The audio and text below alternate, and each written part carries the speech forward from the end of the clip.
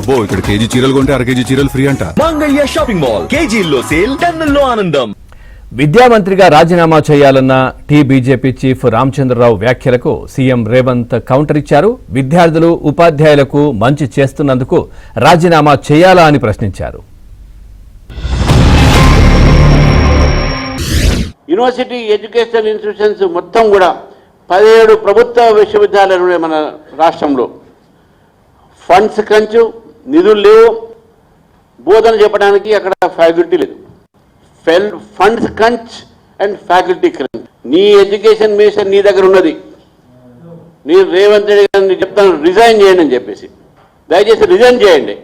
నిన్న మన కొందరు మాట్లాడుతూ ఉంటే తెలంగాణలో విద్యాశాఖకు పూర్తి స్థాయిలో మంత్రి లేడు, అర్జెంటుగా రేవంత్ రెడ్డి గారు పూర్తి స్థాయి మంత్రిని విద్యాశాఖకు నియమించాలని నేను మిమ్మల్ని అడుగుతున్నా. పర్ఫామ్ చేసినందుకు నేను విద్యాశాఖ నుంచి తొలగాల, లేకపోతే నర్సరీ, ఎల్కేజీ, యూకేజీ ఇంట్రడ్యూస్ చేసి నర్సరీ నుంచి 12th క్లాస్ వరకు బ్రేక్ఫాస్ట్ ఇచ్చినందుకు నేను తొలగాలనా?